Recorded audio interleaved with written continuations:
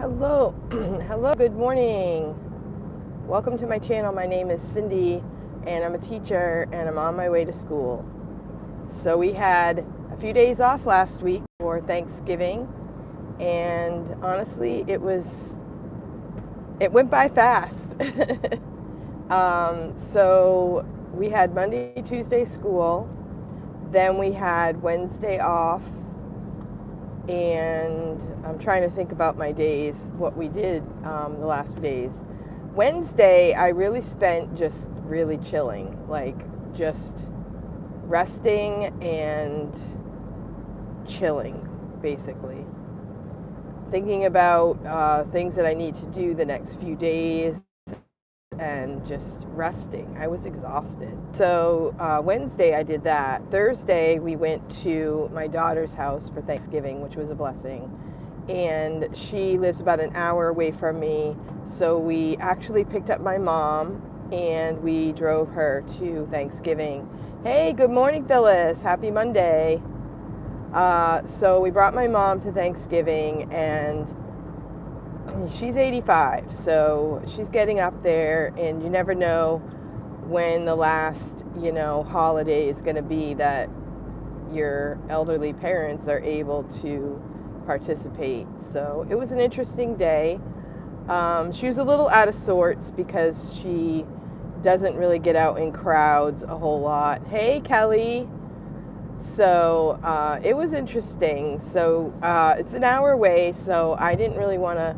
She was a little uncomfortable at first. I didn't want to leave right away, so we kind of tried to figure out what we could do to make her more comfortable and relaxed and stuff. So one of the guys that was there, he's an older gentleman, and he recently recovered from a stroke. So he was, he's been through stuff. He's older, and he suggested that we would sing some hymns. So he started singing. We got him a hymn book. He said, go do it. And then I ended up finding some hymns on YouTube that we could put up on the big screen because she has a big screen TV. And that went really well.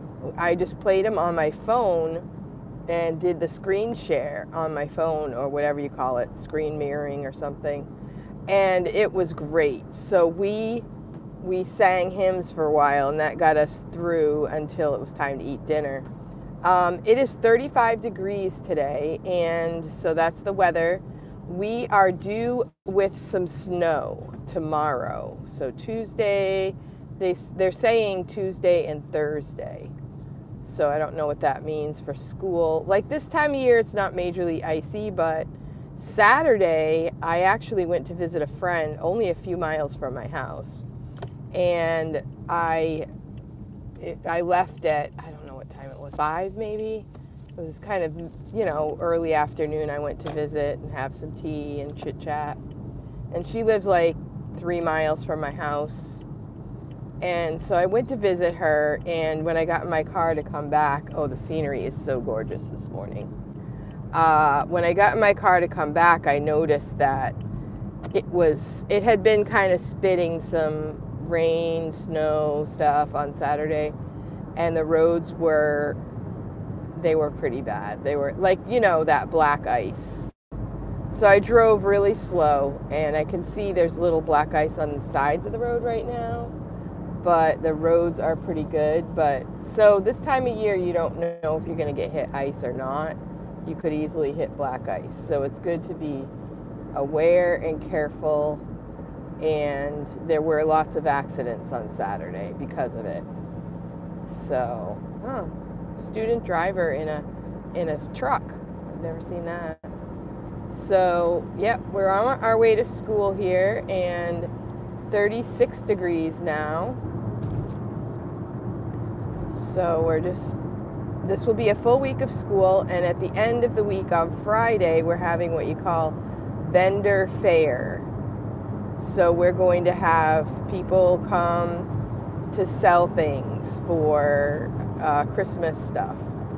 So I made a bunch of dishcloths, which I've done the last few years. I'm hoping. I'm sort of counting on some repeat customers. Phyllis has, I think I gave Phyllis and Kelly both some of my dishcloths. I am hoping you're using them. Give my best to Louise. Yeah. Oh yeah, she's been interesting. So she lives about 10 minutes from my house. So I go there usually on Saturday. I went over Saturday morning, well, kind of early afternoon, and then I went to my friend Cherie's house.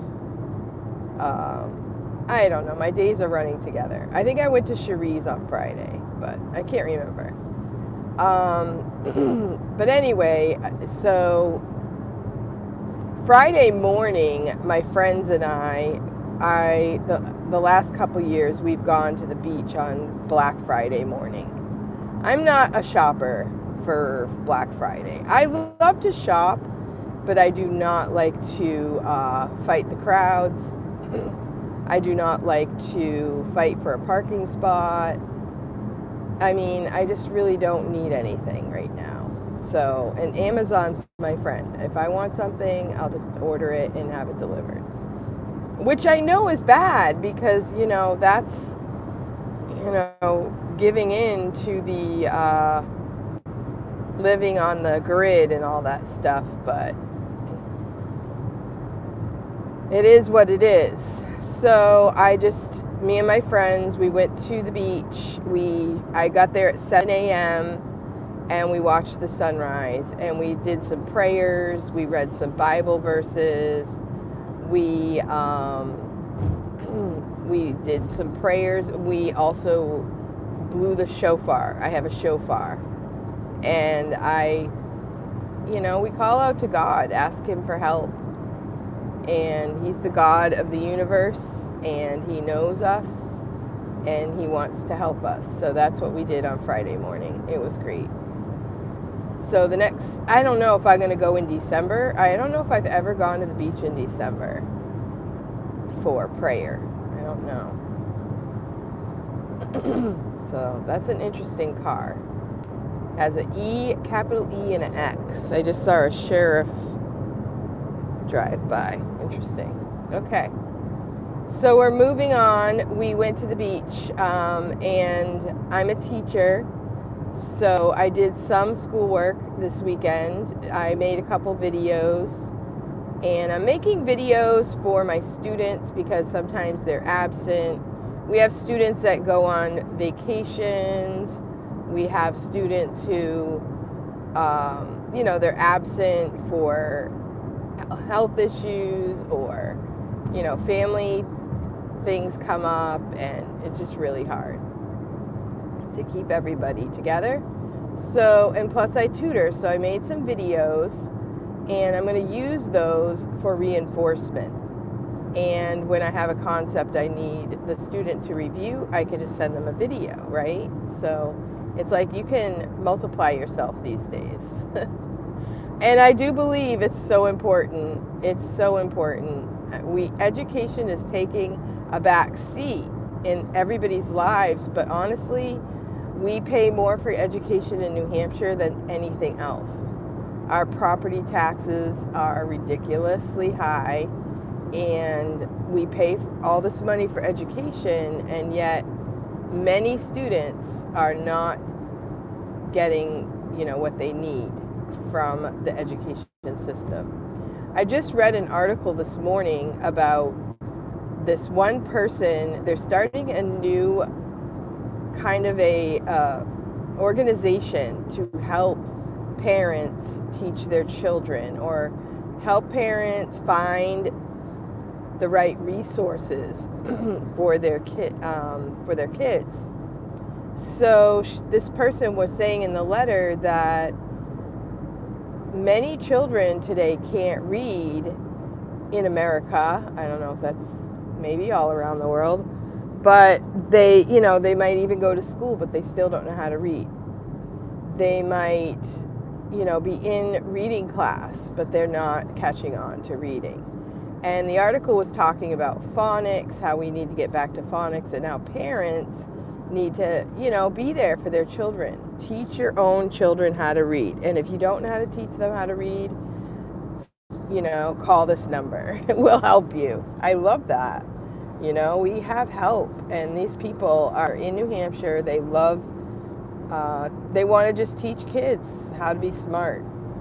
And a lot of times parents, you know, they might rely on the education system, but they realize my kid needs help. So step in for your children. You can help your child. And if you personally can't do it, you know, maybe you have a busy schedule, you can't do it, you can, you know, hire a tutor these days. You know, there's a lot of people that would step in and be there for your child. I actually read with my grandson 3 times a week, and we do a Zoom call. And my daughter sends me pictures of the pages, and I, you know, watch those pages. I'll prompt when needed, and my grandson can read whatever he wants many times, whatever his mom, you know, recommends. And so that's one way that you can help your grandchildren kind of long distance too. You can participate in their education now with Zoom, which is really nice. And so even if they live far away, there's a way that you can help them. You could do it by FaceTime. Hey, do a phone call, you know, FaceTime. There's other ways than Zoom. I use Zoom because I'm used to it. I've done it for a long time. And it has like a whiteboard you could go to, and you have some resources right in the app that you can use to help students. So yeah, it's just helping kids learn how to read. There are statistics that kids are not reading well, and it's not just the school's fault. You know, maybe parents and community members can be a help to bring kids to a good understanding of how to read. And many kids, you know, maybe they don't even want to read these days. I know a lot of students who said, you know, I don't like reading and things like that. Maybe they haven't learned the value of reading, or maybe they just haven't read something that they really like.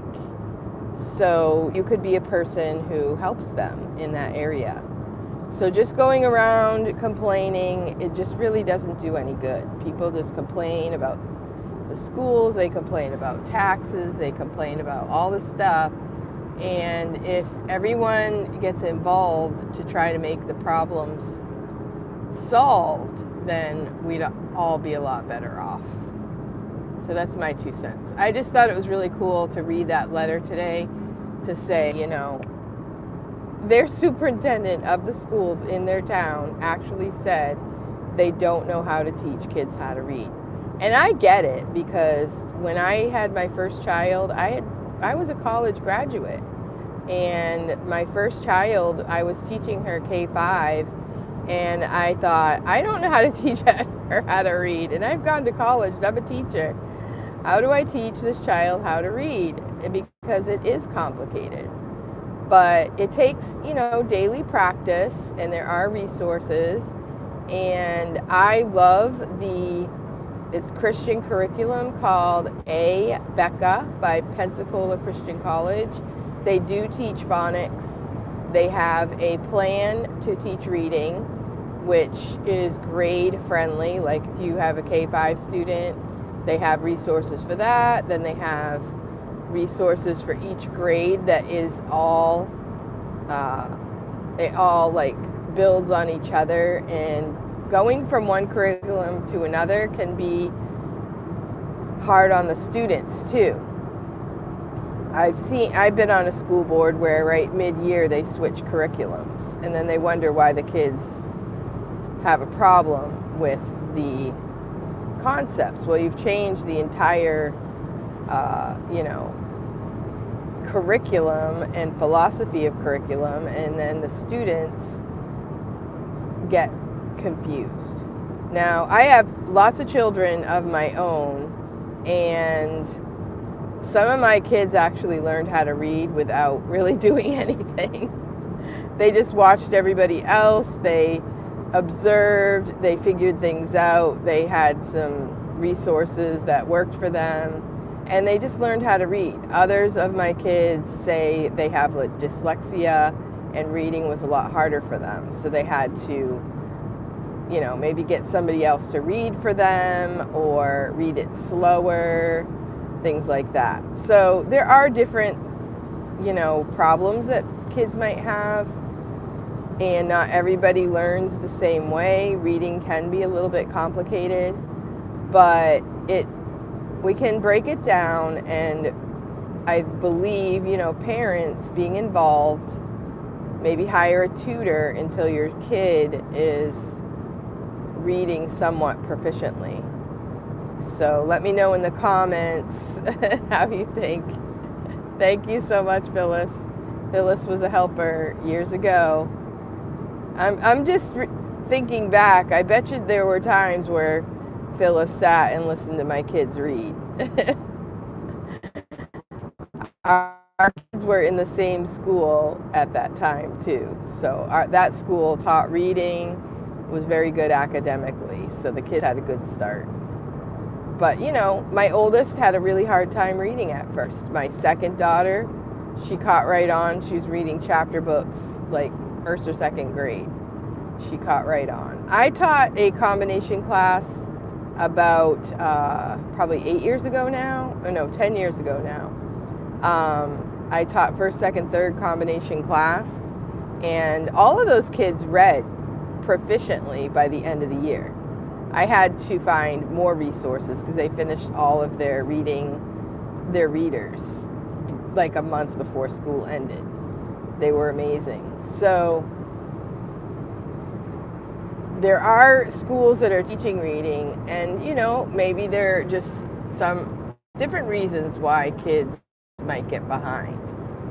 But there are resources. There are lots of people, even people online that you can go to. I know there's outschool.com, which is a platform that I taught on. I did not really teach reading, but I taught math, and I actually taught piano, knitting, things like that. And the reason I didn't teach reading was because I knew there were so many other people doing it. But I also do right now, I teach kids in China how to read English, and they do phonics. And many of the kids are bilingual, or, they might learn English and another language. Their normal every day is their own Mandarin and English, and many of them have a third language like Spanish or French, something like that. They work hard academically. So anyway, it's a beautiful day, and the sun is coming up, so that's why I have to use my visor. And I'm just kind of driving along, and the sky is really beautiful today. And it's a little chilly. It's gone up to 39 now, so we're warming up. And like I said, we're supposed to get snow tomorrow. We'll see. Snow tomorrow and Thursday, so we'll see what happens with that. But I just wanted to come on here and say hello to the morning chat people. Thank you for supporting my channel. Thank you for the thumbs up. Thank you for those who stopped by to say hello. Thursday, I had at our dinner, we had a family there, and their son's name is Elijah, and he watches my videos sometimes. And he was saying hi. He thinks I'm a star. So he was there on Thursday. I told him maybe sometime he can do an interview on my channel. So here we are. We're headed to school, and I'm just going to sign out for now. And it's a beautiful morning. I hope you have a great morning, and thank you for all the comments. Thank you for the thumbs up. Thank you for your support, and I hope you have a great day. I'll talk to you later. Bye-bye.